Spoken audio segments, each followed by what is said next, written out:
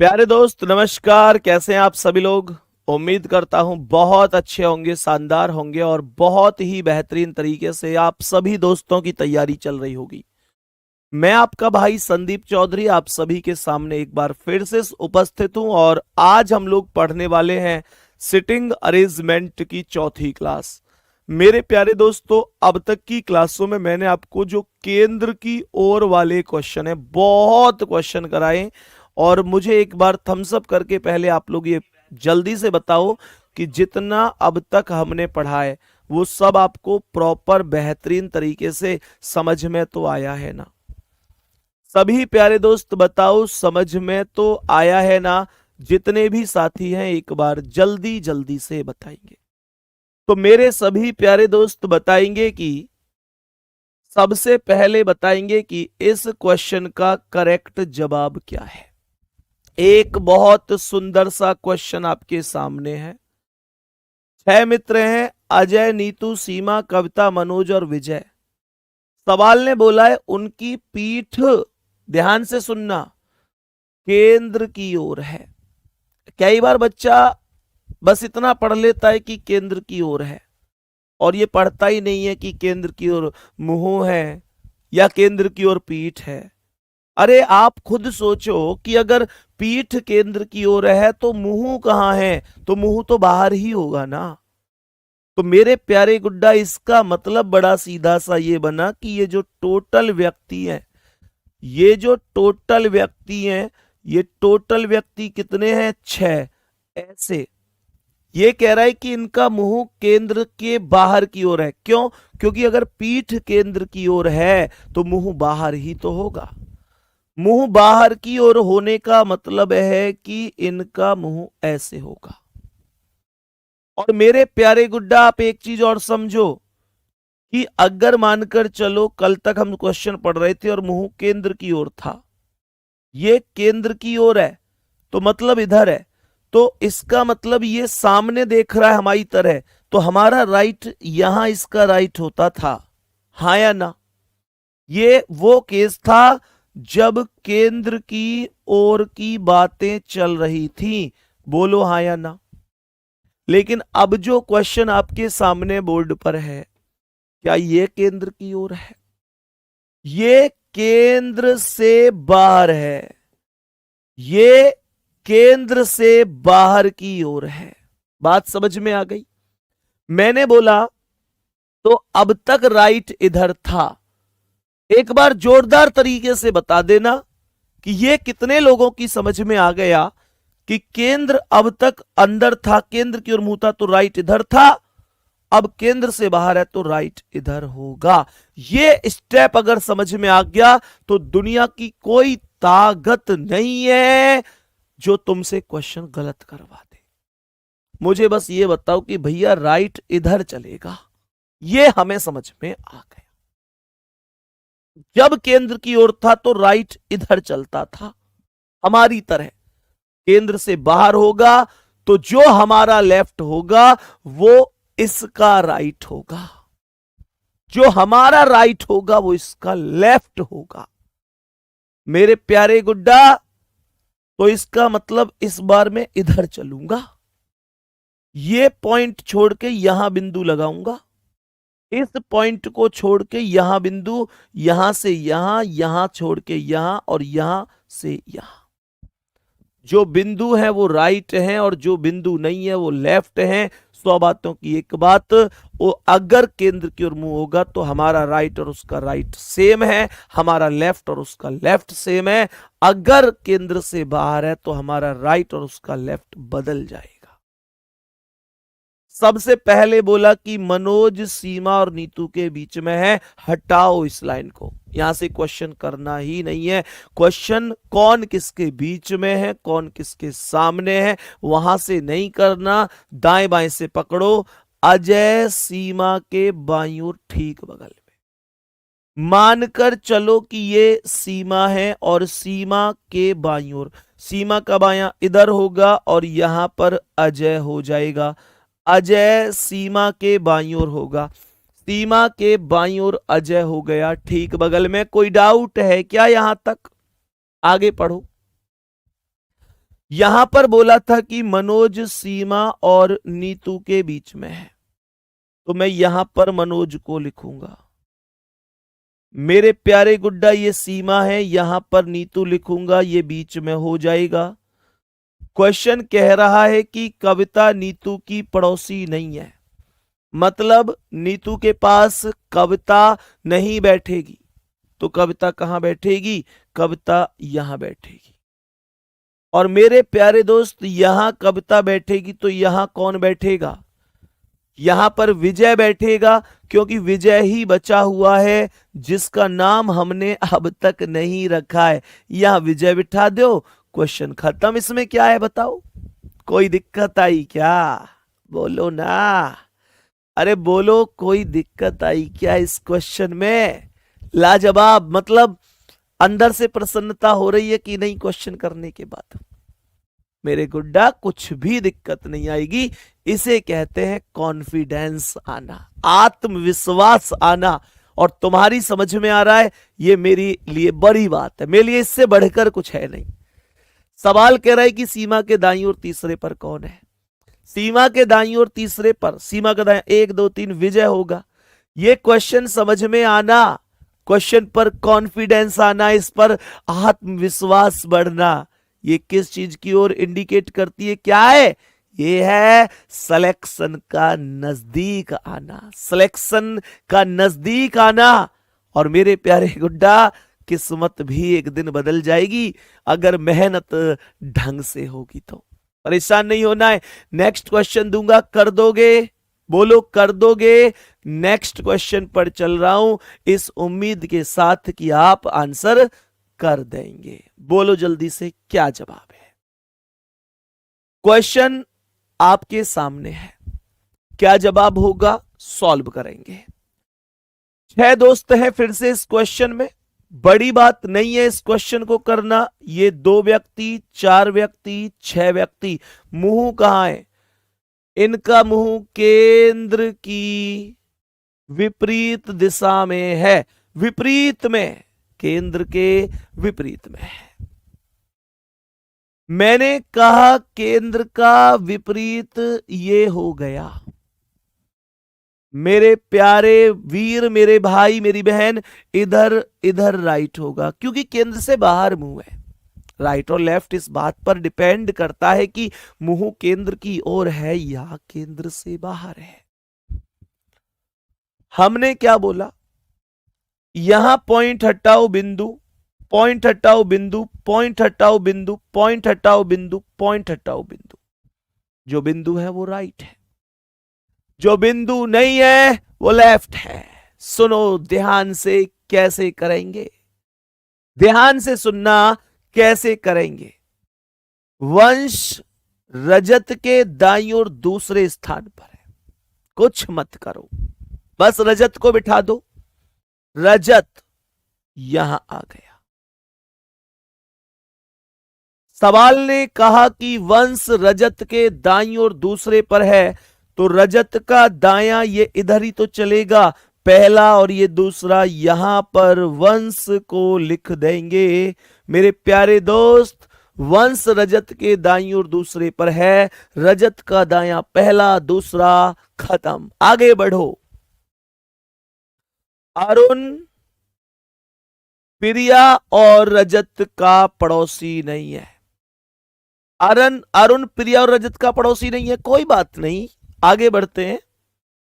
मंजू रजत और अरुण के बीच में है।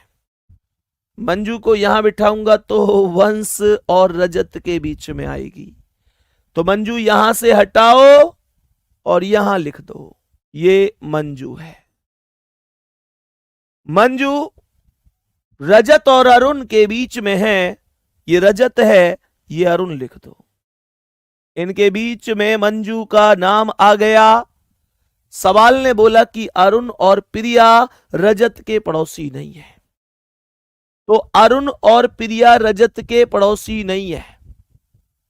अरुण और प्रिया रजत के पड़ोसी नहीं है, तो अरुण तो रजत से अलग हो ही गया, प्रिया भी रजत के पास नहीं आएगी, तो प्रिया को यहां रजत के पास मत लिखो और प्रिया को यहां पर लिख देंगे।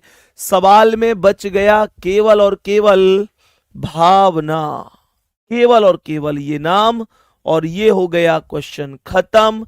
मेरे दोस्त, वंश और रजत के बीच कौन है? भावना।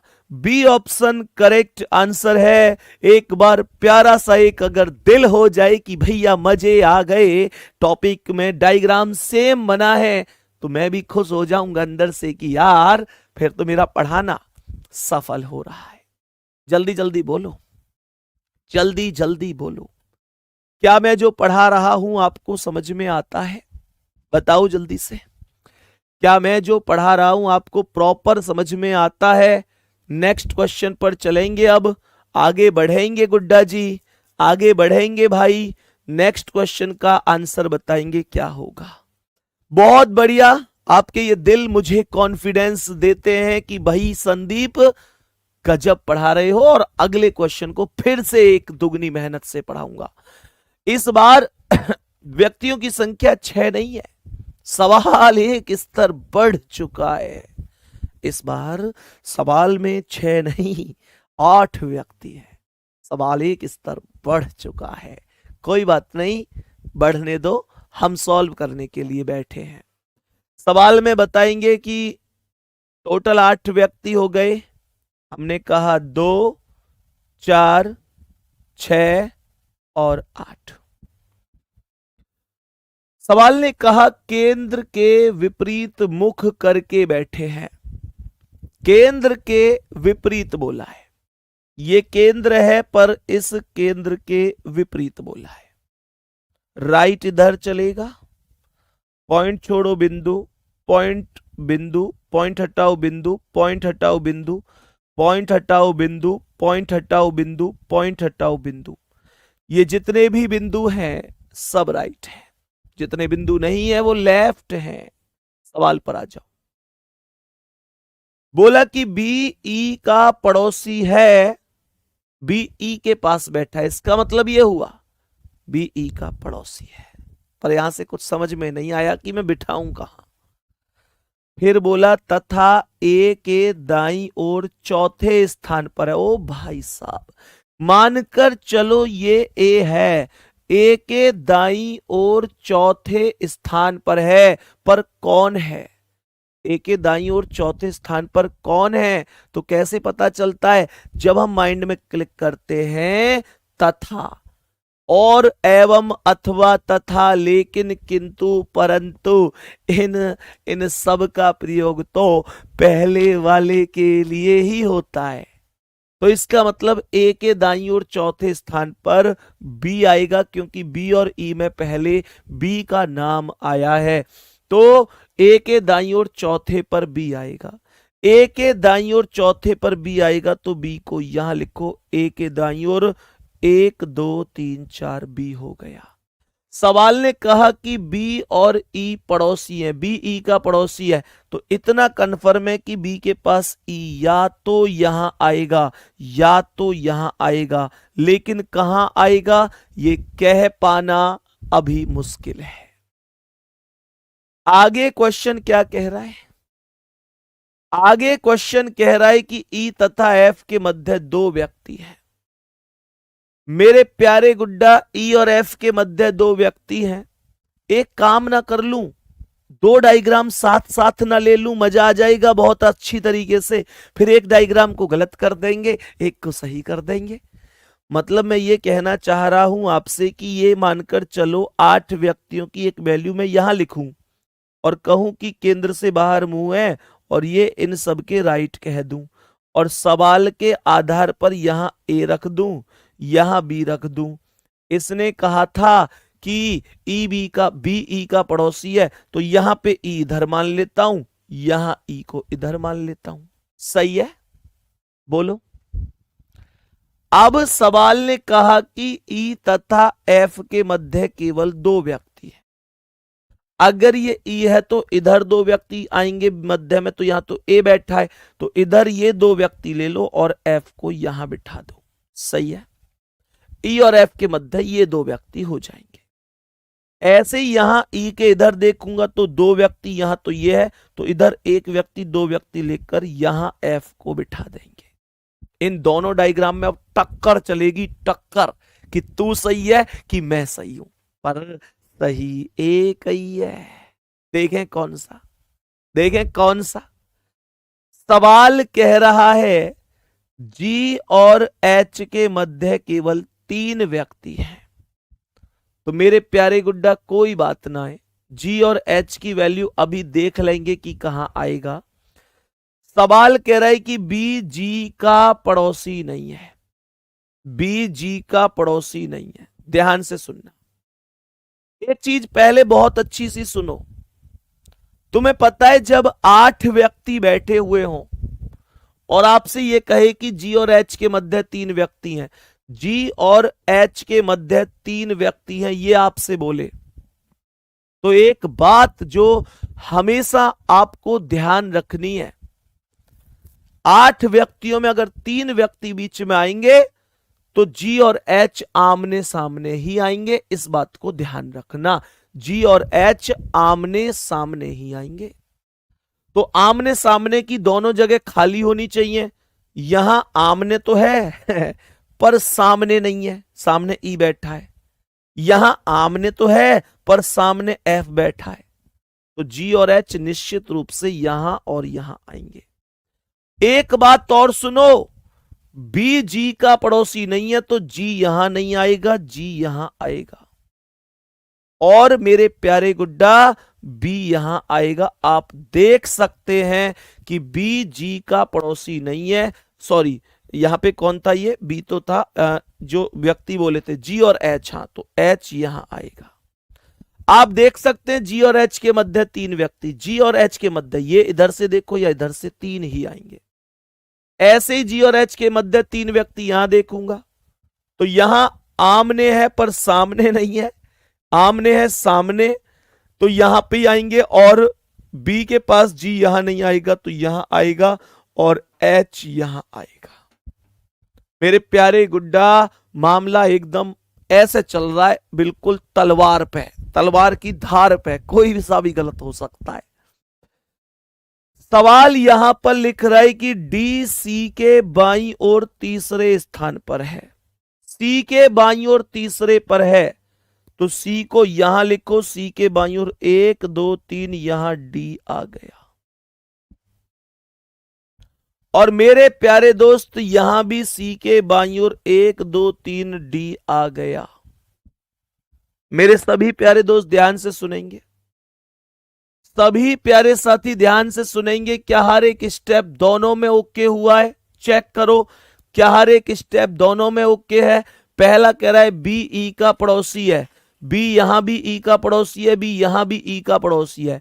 ए के दाईं ओर चौथे पर है बी, ए के दाईं ओर चौथे पर बी, ए के दाईं ओर चौथे पर बी।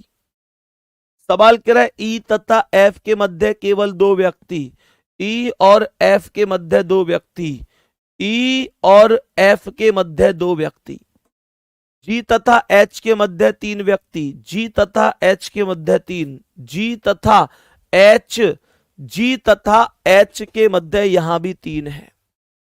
कह रहा है बी जी का पड़ोसी नहीं है, यहां पर बी जी का पड़ोसी नहीं है, यहां पर भी बी जी का पड़ोसी नहीं है। डी सी के बाईं ओर तीसरे पर है, सी के बाईं ओर 1 2 3 डी है, सी के बाईं ओर 1 2 3 डी है। कमाल कमाल कमाल, जय हो प्रभु। दोनों डायग्राम में सभी प्यारे दोस्त बताओ कोई भी शर्त ऐसी है जो फॉलो नहीं है?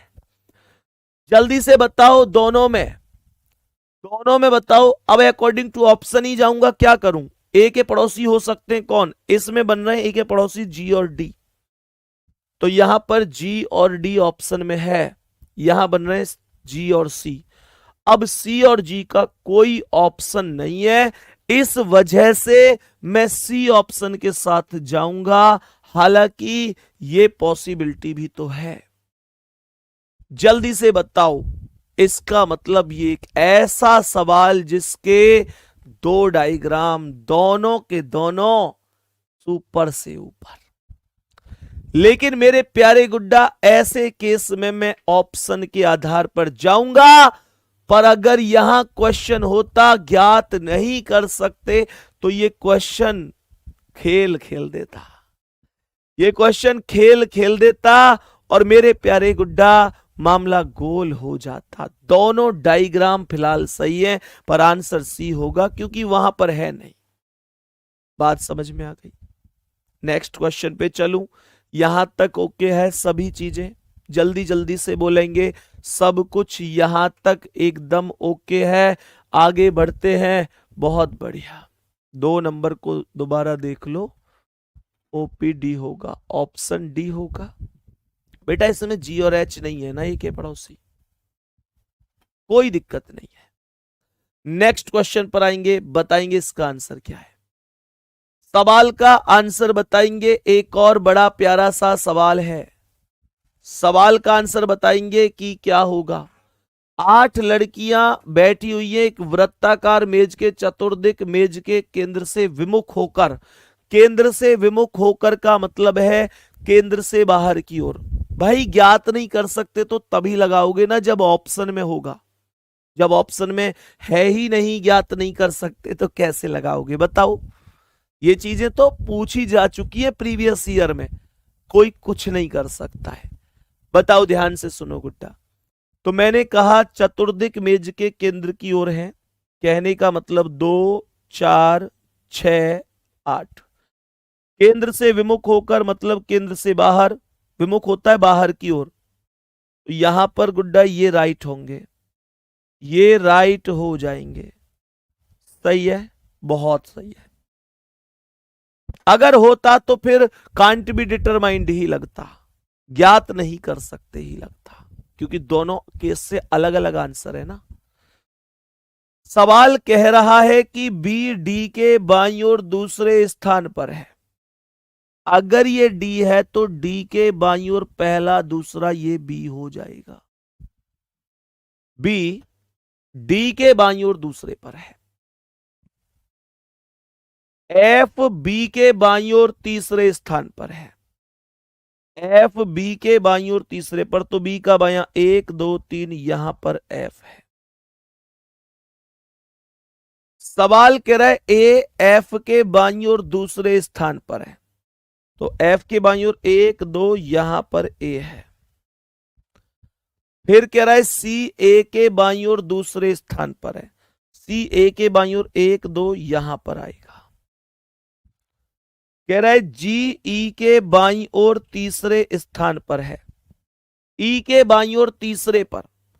अगर ई को यहां बिठाऊंगा तो ई के बाईं ओर 1 2 3 सी है, ई को यहां बिठाऊं तो 1 2 3 ए है, तो ई को यहां बिठाओ, और ई के बाईं ओर 1 2 3 यहां जी बिठाओ, और बच गया एच, उसे यहां बिठाओ। क्वेश्चन खत्म हो गया। ये आसान था, ये आसान था, बहुत बढ़िया। जल्दी से बताएंगे।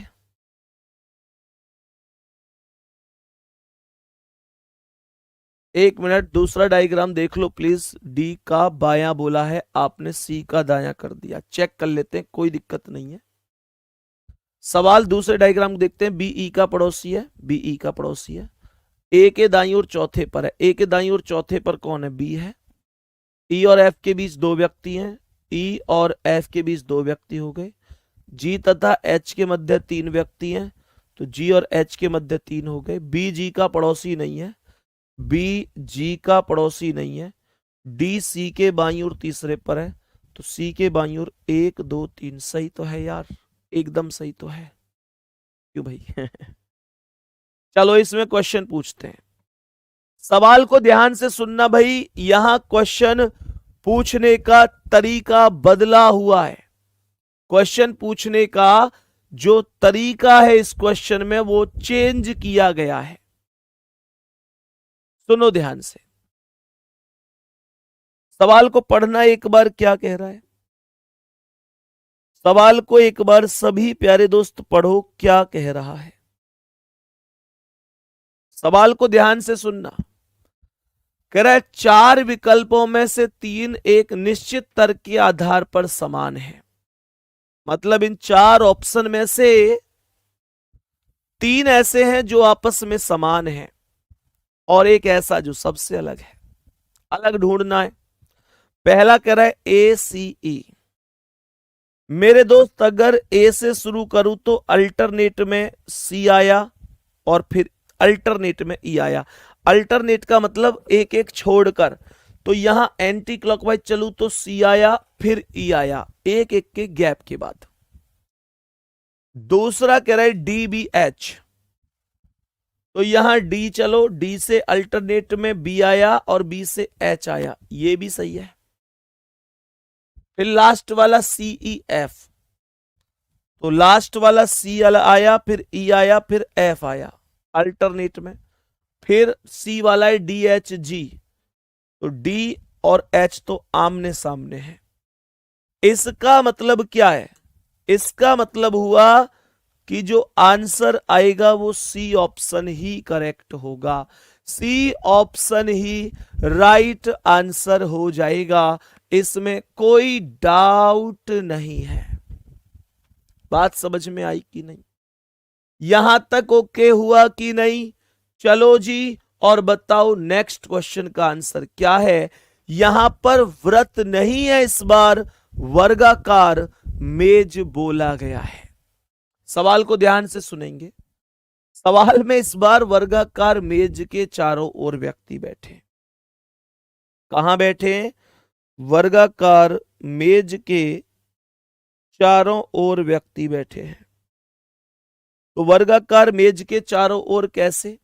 8 व्यक्ति ये बैठे वर्गाकार मेज के चारों ओर केंद्र की ओर मुख करके। तो हमने कहा ये 2 व्यक्ति, ये 4 व्यक्ति, 6, 8 ऐसे आएंगे। मतलब कुल मिलाकर मुद्दा यह है कि इन सभी व्यक्तियों को वर्गाकार मेज के चारों ओर बिठाना है, केंद्र की ओर मुंह करके। कुछ कोनों पर बैठे जबकि कुछ भुजाओं के बीच में है।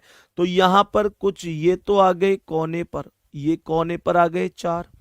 8 व्यक्ति हैं तो एक काम करो, 8 व्यक्ति हैं तो ऐसे कर लेते हैं कि 4 को लिख देते हैं कोने पर और 4 को लगा देते हैं भुजाओं के बीच में। 4 आ गए कोने पर और 4 आ गए भुजाओं के बीच में। सवाल क्या है? सवाल ने कहा कि पी क्यू के बाईं ओर चौथे स्थान पर है।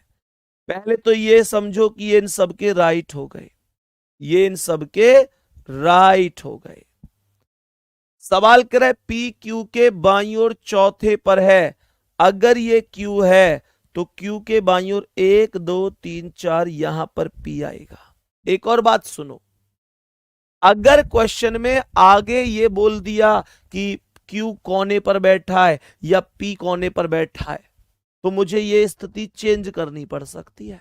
ध्यान रखना, अगर क्वेश्चन ने ये बोल दिया कि क्यू कोने पर है, जब मैंने तो अभी बीच में बिठा दिया, पर क्वेश्चन में स्पेशल केस दे दिया कि क्यू कोने पर बैठेगा, तो फिर क्यू को मैं यहां से शुरू करूंगा। ध्यान रखना, अगर स्पेशल स्थिति दी तो, नहीं दी तो फिर कोई बात ही नहीं है।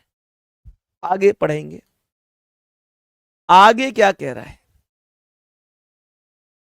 कह रहा है कि एम और क्यू के बीच बीच में केवल बैठा है। केवल एम और क्यू के बीच में केवल कौन बैठा है ये तो बताओ भाई। मैं क्वेश्चन को एक बार चेक कर लेता हूं।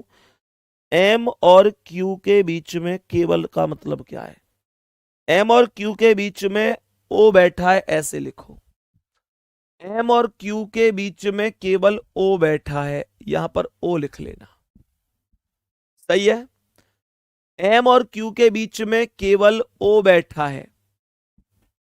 आगे सवाल में देखूं तो एम और क्यू के बीच में ओ बैठा है, तो एम को यहां लिख देता हूं, ओ को यहां लिख देता हूं।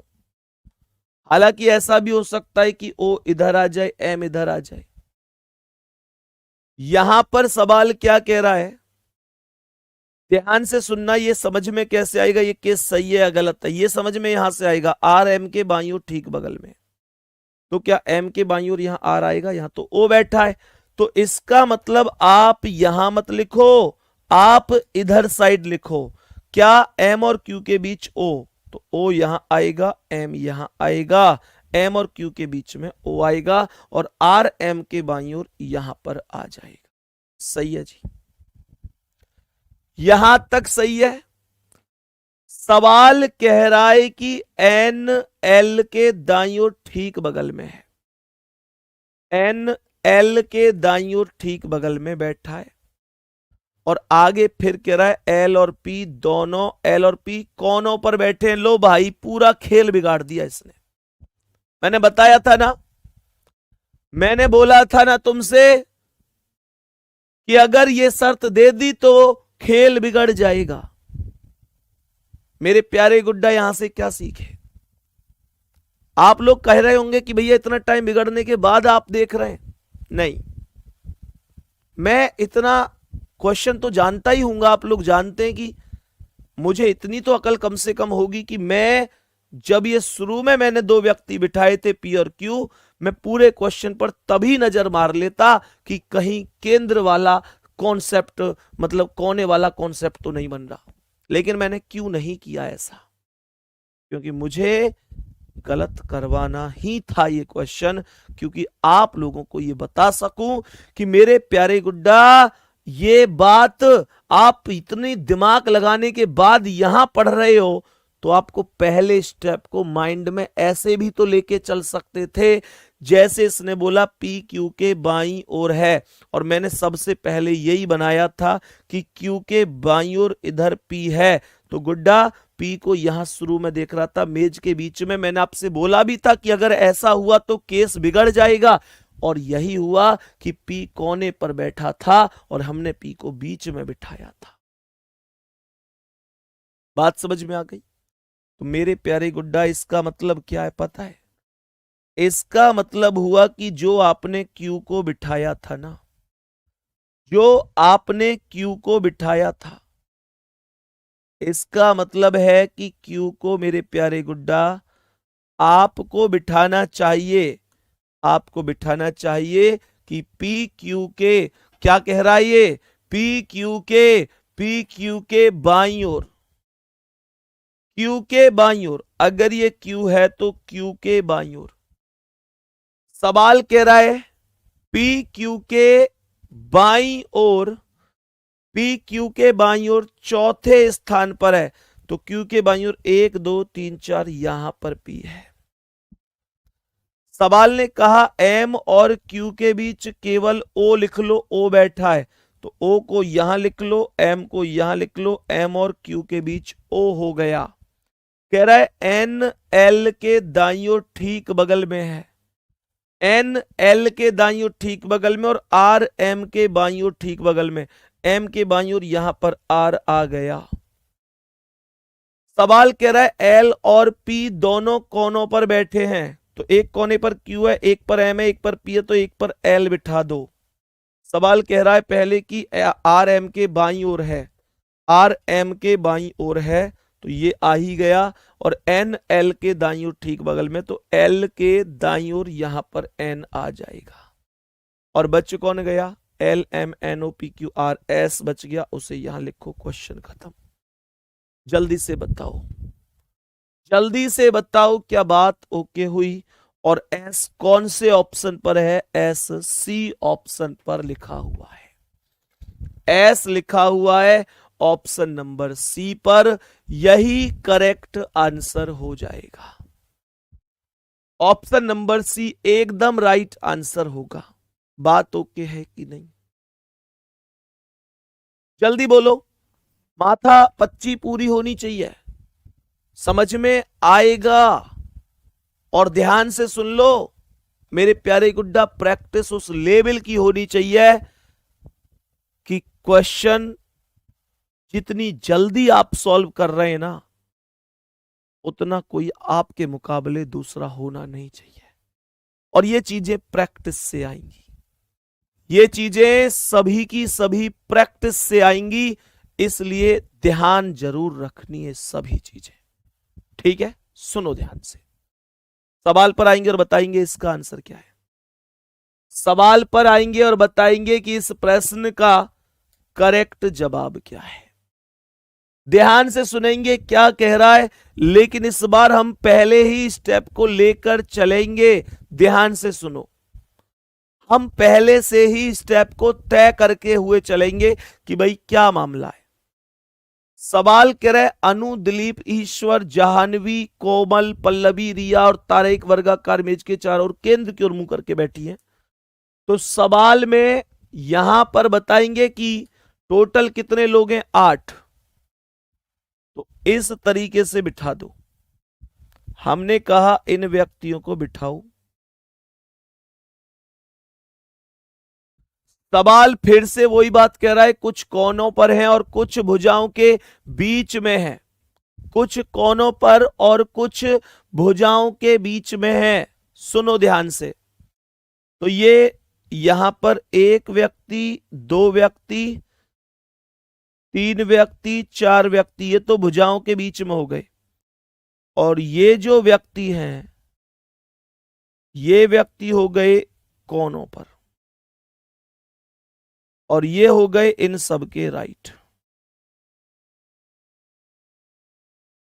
सही है, बहुत बढ़िया। मेरे सभी प्यारे दोस्त ध्यान से सुनेंगे। सवाल कह रहा है, सबसे पहले स्टेप पर आओ और ध्यान से सुनो। कह रहा है कि तारा कोमल के दाईं ओर ठीक बगल में। अगर मैं यहां पर कोमल लिखूं, कोमल के दाईं ओर यहां पर तारा लिखूं, तारा कोमल के दाईं ओर ठीक बगल में, और जाह्नवी के बाईं ओर ठीक बगल में है। और का मतलब पहले वाला, यानी तारा जाह्नवी के बाईं ओर है, तो यहां पर जाह्नवी आ जाएगी। अब ये 3 स्टेप जो आपने किए हैं ना, 3 स्टेप आपने किए हैं, एक बार कॉपी पेन कमेंट रोक लेना। और मेरे प्यारे गुड्डा एक चीज समझना, एक चीज समझना कि कहीं ऐसा तो नहीं बोला कि कोई भुजा के बीच में है या कोई कहां है। देख लो इस चीज को। अनुरिया के बाईं ओर ठीक बगल में है, दिलीप और जाह्नवी के बीच केवल एक ही व्यक्ति है, ईश्वर किसी एक भुजा के ठीक मध्य में बैठा है। ओके, ईश्वर भुजा के मध्य में आना चाहिए, ध्यान रखना, ईश्वर भुजा के मध्य में आना चाहिए। हालांकि कोमल, तारा और जाह्नवी में से कौन बीच में आना चाहिए और कौन कोने पर आना चाहिए, ऐसी कोई जानकारी नहीं है, तो इसे मैं हटाकर आगे बढ़ सकता हूं। बहुत बढ़िया। अब देखो, सवाल ने कहा दिलीप और जाह्नवी के बीच केवल एक ही व्यक्ति है। अगर ये जाह्नवी है तो एक व्यक्ति ये रख दो और यहां दिलीप को बिठा दो। ये दिलीप है। अब क्वेश्चन क्या बना, ध्यानपूर्वक सुनना। सवाल ने बोला कि ईश्वर किसी एक भुजा के ठीक मध्य में। गौर से सुनो, जो भुजा के मध्य की बात करता हूं तो 4 मध्य हैं, भुजाओं के 4 मध्य हैं। एक मध्य यहां, एक मध्य यहां, एक मध्य यहां। तो एक मध्य केवल ये बचा है, ये किसके लिए होना चाहिए, ये ईश्वर के लिए होना चाहिए, क्योंकि यहां खुद बोला है कि ईश्वर भुजा के मध्य में बैठा हुआ है, यहां पर आएगा। बहुत बढ़िया। और कह रहा है ईश्वर किसी भुजा के मध्य में है और उसके बाईं ओर ठीक बगल में रिया बैठी है। तो ईश्वर के बाईं ओर अर्थात इधर कौन बैठी है, रिया बैठी है। और यहां कह रहा है कि अनु रिया के बाईं ओर ठीक बगल में, तो रिया के बाईं ओर ठीक बगल में अनु। भाई साहब, ये तो एक बार फिर से यहां पे फिर से मामला बिगड़ गया। अनु रिया के बाईं ओर ठीक बगल में कैसे बिठाऊंगा, रिया के बाईं ओर तो दिलीप बैठा हुआ है ऑलरेडी।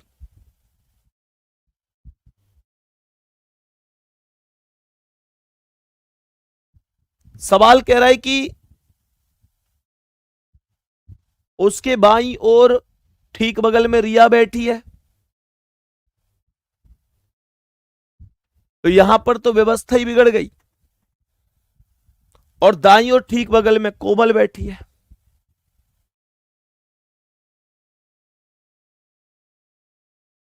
तो यहां पर कैसे बनेगी, कहां गड़बड़ हुई है क्या कहीं? फिर से दिमाग कंफ्यूज हो गया पूरा। कह रहा तारा कोमल के दाईं ओर ठीक बगल में है। क्वेश्चन में दाएं बाएं में तो कोई दिक्कत नहीं आई, चेक कर लेते हैं। दाएं बाएं में तो कोई दिक्कत नहीं है।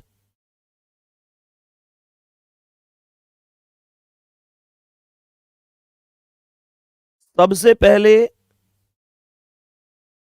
ठीक है, हाँ बिल्कुल।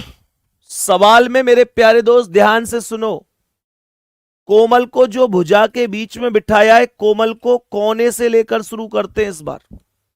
तो कहने का मतलब यह हुआ कि कोमल हो या कोई भी हो, अगर शुरू में ही दो केस लेकर चलें, एक भुजा के बीच में और एक कोने में, तो ज्यादा बेहतर है। क्वेश्चन को यहां से कट नहीं करना पड़ेगा।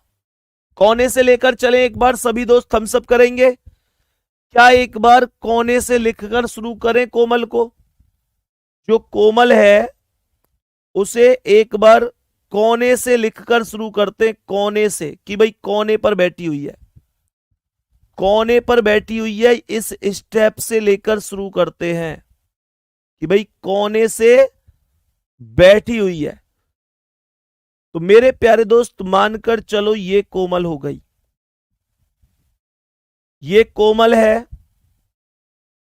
सवाल ने बोला कि तारा कोमल के दाईं ओर ठीक बगल में, तो ये तारा हो गई। जानवी के बाईं ओर ठीक बगल में, तो जानवी यहां हो गई। जानवी के बाईं ओर ठीक बगल में तारा हो गई। दिलीप और जानवी के बीच केवल एक व्यक्ति है, तो यहां एक व्यक्ति रहने देते हैं और यहां पर दिलीप लिख देते हैं। दिलीप और जानवी के बीच एक व्यक्ति ये हो गया। ईश्वर किसी एक भुजा के मध्य में बैठा है, ठीक है, और उसके बाईं ओर रिया बैठी है। तो अगर यहां बिठाऊंगा तो इसके बाईं ओर जानवी आएगी, तो ईश्वर को यहां बिठाओ, ईश्वर के बाईं ओर यहां रिया बिठाओ, और कह रहा है कि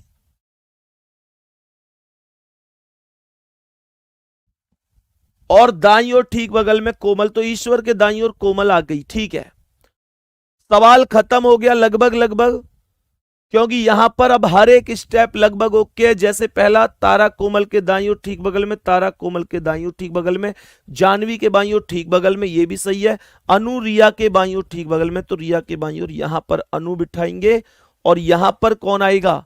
यहां पर कौन आ जाएगा? दिलीप आ गया, दिलीप आ गया। ईश्वर और जानवी कोमल, पल्लवी बची है, उसे यहां लिख दो। कहने का मतलब, जब भी आप ये डायग्राम बनाएं, जब भी आप ये डायग्राम बनाएं कि भाई केंद्र की ओर और केंद्र की ओर में भी दो कॉन्सेप्ट, भुजा के बीच में और कोने पर, तो आप किसी भी व्यक्ति को जब बनाएं तो दो पॉसिबिलिटी एक साथ लेकर चलें। क्योंकि अभी मैं आपसे कह दूं कि भाई मुझे पहले कोमल को यहां बीच में, अब देखो क्वेश्चन के अंदर तो ये चीज नहीं बोली, क्वेश्चन के अंदर ये चीज थोड़ी बोली कि जो कोमल है उसे कोने पर बिठाओ या बीच में बिठाओ। अगर मानकर चलो मैं पहली बार में ही कोने पर बिठाता, तो एक बार में ही डायग्राम सही बन जाता। क्यों भाई? आप ऐसे सोचो कि अगर मैं इसे कोने पर बिठाता पहले, तो डायग्राम एक बार में ही सही बन जाता, और आप खुश भी हो जाते कि भैया एक बार में ही डायग्राम बन गया। लेकिन यहां पर एक मुद्दा सोचने वाला यह भी तो है कि मेरे प्यारे दोस्त, अगर कोने वाला सही ना होता और बीच वाला सही होता, तो कहने का मतलब आप एक केस कोने का और एक केस बीच का, दो केस लेकर चलें। सीधी सी बात है, आपका एक केस तो गलत हो ही जाएगा, लेकिन जो बचेगा दूसरा, वो एकदम सही होगा। उम्मीद कर रहा हूं ये बात आपको समझ में आई होगी। बात समझ में आ गई?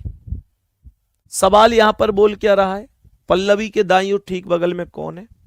तो दिलीप आंसर होगा, दिलीप आंसर हो जाएगा। बहुत बढ़िया,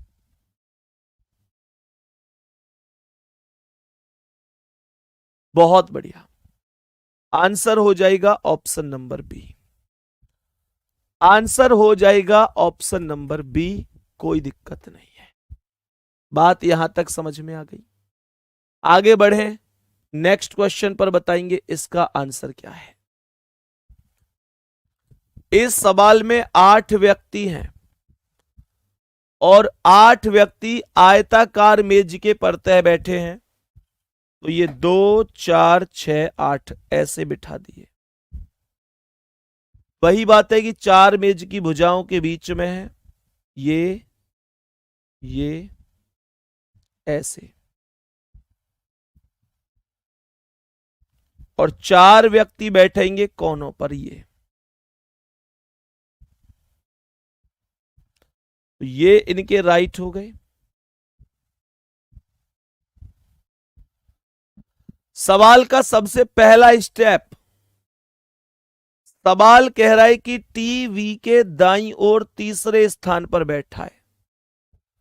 लेकिन वही बात है ना कि मैं वी को के भुजा के बीच में लेकर चलूं या कोने पर लेकर चलूं। उससे बढ़िया यह होगा कि मैं दोनों केस ना लेकर चलूं, मैं दोनों केस लेकर चलूं। इन व्यक्तियों कितनी देर लग रही है, कोई ऐसा तो है नहीं पूरे 55 क्वेश्चन ही इस टॉपिक से हैं। टाइम टेकिंग तो है ही, इसमें कोई संदेह नहीं है।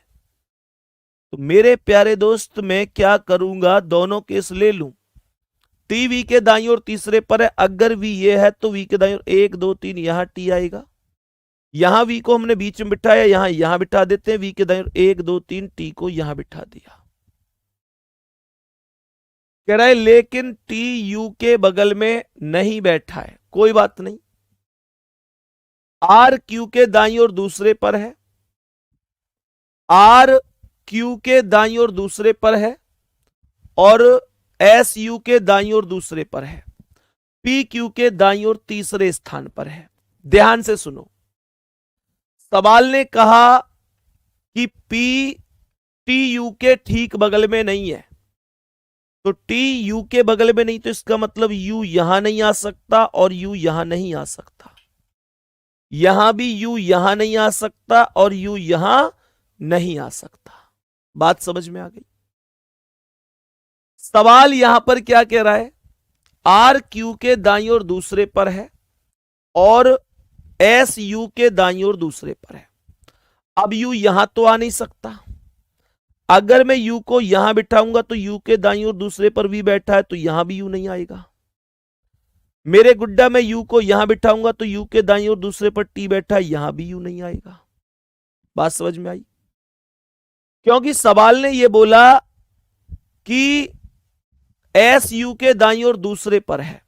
तो मैं अगर यू को यहां बिठाऊंगा तो यू के दाईं ओर 1 2 यहां पर एस आएगा। और सवाल ने यहां पर बोला है कि आर क्यू के दाईं ओर दूसरे पर है, आर क्यू के दाईं ओर दूसरे पर है, तो क्यू को यहां बिठाऊं, क्यू के दाईं ओर पहला दूसरा यहां आर बिठाऊं, और एस यू के दाईं ओर दूसरे पर है। ये लाइन हो ही गई। व्यक्ति 1 2 3 4 5 6 बैठ चुके हैं। कह रहा है पी क्यू के दाईं ओर तीसरे पर है, तो क्यू के दाईं ओर 1 2 3 यहां पर एस बैठा है, इसलिए इधर का कॉन्सेप्ट फेल और इधर का कॉन्सेप्ट बिठाना पड़ेगा। कैसे बिठाना पड़ेगा, सुनो ध्यान से। तो यू के ये व्यवस्था तो फेल ही हो गई। सवाल ने कहा कि एस यू के दाईं ओर दूसरे पर है, तो मैं यू को इस बार यहां बिठाता हूं और एस को यहां बिठाता हूं। अब सवाल कह रहा है कि एस यू के दाईं ओर दूसरे पर हो गया, और यहां पर क्या कह रहा है, आर क्यू के दाईं ओर दूसरे पर है। तो आर क्यू के दाईं ओर दूसरे का मतलब क्या है, क्यू को यहां बिठाओ और क्यू के दाईं ओर पहला दूसरा यहां आर बिठाओ। और सवाल कह रहा है कि पी क्यू के दाईं ओर तीसरा है, तो क्यू के दाईं ओर 1 2 3 यहां पी आ गया, यहां व्यक्ति आ गया, आ गया आ गया आ गया आ गया आ गया आ गया, यहां बच गया कौन, डब्लू। उसे यहां लिखो, क्वेश्चन खत्म। सभी प्यारे दोस्त बताओ, बात समझ में आई? क्वेश्चन थोड़े से अच्छे स्तर के कराए हैं मैंने, ऐसा नहीं है कि बहुत आसान आसान करा के ही खत्म कर दिए हो। क्वेश्चन को आप लोग ऐसे समझेंगे कि मतलब ये मानकर हम चले हैं कि अगर पेपर का स्तर यहां है तो क्वेश्चन का लेवल यहां तक कम से कम होना चाहिए। मेरे सभी प्यारे दोस्त यहां तक बताओ क्या बात एकदम ओके हुई है? तो जो व्यक्ति बैठे हैं वो WPRTQSVU इस तरीके से बैठे हुए हैं, बताएंगे जल्दी से क्या बात समझ में आई है? सभी प्यारे दोस्त बच्चे ये टाइम टेकिंग है, सिटिंग अरेंजमेंट होता ही है टाइम टेकिंग। तो मुझसे ये कहो भैया आसान आसान कराओ, तो मैं आसान आसान करा दूंगा और हो सकता है उनमें आपको टाइम भी ना लगे, लेकिन अगर क्वेश्चन अच्छे लेवल के कराऊंगा तो टाइम लगेगा ही लगेगा। सवाल कह रहा है पी के दाईं ओर चौथे पर कौन है, तो 1 2 3 4 एस होगा, करेक्ट आंसर सी होगा। बात समझ में आ गई? तो ये दोस्त आप लोग इस बात को समझेंगे कि जब क्वेश्चन का एक स्तर होता है फिर उसमें टाइम लगता है। आप लोगों को अगर ये हो कि भैया हमें तो आसान आसान कराइए, मैं आसान आसान करा दूंगा, चीजें खत्म हो जाएंगी। और इतना जरूर है कि अगर मैं आपको आसान पढ़ाऊंगा और पेपर कठिन आ गया तो फिर आप नहीं कर पाएंगे। हाँ इतना पक्का है कि अगर मैं कठिन पढ़ा रहा हूं और आसान आया तो आप जरूर कर देंगे, ये बात आप भी जानते हैं। बाकी इनको बिठाने की इससे बेहतरीन ट्रिक है नहीं। जिस किसी को लग रहा हो भैया इसकी दूसरी ट्रिक बता दीजिए और कोई तरीका हो तो वो बता दीजिए, इससे आसान वाकई में कोई नहीं है। तो आप सबसे पहले इस कॉन्सेप्ट को समझेंगे कि जितनी ज्यादा प्रैक्टिस होगी उतना ज्यादा बेहतरीन तरीके से आप चीजों को कर पाएंगे। मैं आपसे एक चीज और कह रहा था कि ये टॉपिक कठिन है, इसमें संदेह नहीं है, तो मैं इसके लिए काम करने वाला हूं कि जैसे ही ये टॉपिक खत्म हो जाएगा तो मैं आप लोगों के लिए एक बढ़िया सी क्लास, मैराथन क्लास ले आऊं सिटिंग अरेंजमेंट की 3-4 घंटे की, जिसमें सब चीजें एक बार बढ़िया तरीके से कवर हो जाए। सभी प्यारे दोस्त बताओ जल्दी, अगर सभी दोस्त सहमत हैं तो, क्योंकि जितनी ज्यादा प्रैक्टिस होगी उतना ज्यादा आपको मतलब क्वालिटी बढ़ती चली जाएगी। मेरे सभी प्यारे दोस्त बताओ, मैं इसके बाद एक क्लास 4-5 घंटे की अगर क्लास ले आऊं सैटरडे संडे वगैरह में टाइम निकाल के, यूट्यूब पर करा देंगे, बढ़िया तरीके से आप क्लास में आएंगे तो सब समझ में आएगा। समझ में तो खैर अब भी आ रहा है, लेकिन उससे आप जब खुद करेंगे तो एक कॉन्फिडेंस आएगा। जो चीजें कठिन है उसको और मेहनत से पढ़ना है, और मैं आपके साथ हूं इसने पढ़ाने में। तो मेरे प्यारे दोस्त आपको परेशान नहीं होना है, कठिन चीजें कठिन होती हैं लेकिन बार बार पढ़ने से वो आसान हो जाती हैं। ठीक है, मिलते हैं अगली क्लास में। थैंक यू, नमस्कार।